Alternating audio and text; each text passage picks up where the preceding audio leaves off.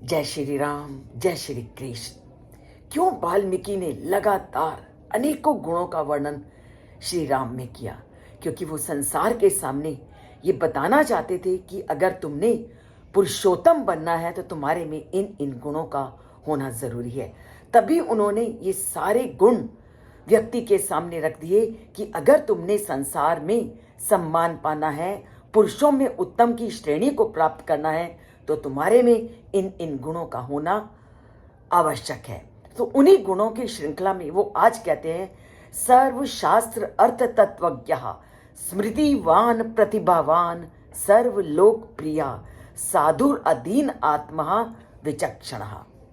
वो अनेक गुणों के साथ साथ सर्वशास्त्र अर्थ तत्वज्ञ, कि जितने भी शास्त्र थे उन शास्त्रों को भली भांति जानने वाले, उसके तत्वों के अर्थों को जानने वाले, और सबसे बड़ी बात है कि केवल शास्त्रों को जानना और समझना ही पर्याप्त नहीं है, उनको याद करना भी जरूरी है। इसलिए उन्होंने स्पेशल रूप से आज के गुणों में उन्होंने बताया स्मृतिवान, वो स्मरण शक्ति से भी संपन्न थे।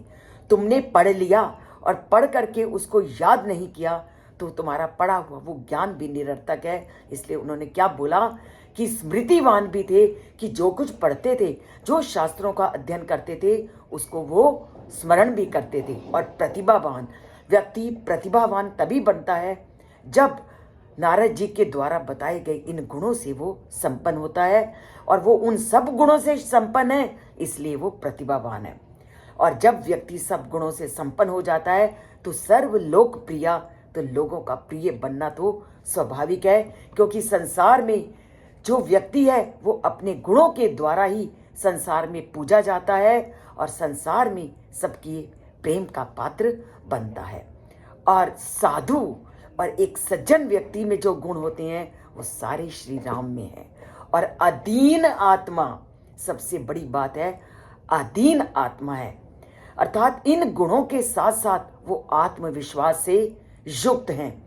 चाहे कितनी भी विपरीत परिस्थितियां आई तो सामान्य मानव क्या है, वो हतोत्साहित हो जाता है और अनेक प्रकार के ऐसे कार्यों को कर बैठता है जिसे आज हम समाज में देखते हैं। कभी वो परिस्थितियों से घबरा करके उनसे मुंह मोड़ लेता है, तो कभी आत्महत्या तक पहुंच जाता है। तो ऐसे ही लोगों को जागृत करने के लिए कि कभी भी कैसी भी परिस्थिति आ जाए, आपने आत्मविश्वास को नहीं खोना, आपने अधीन आत्मा रहना है।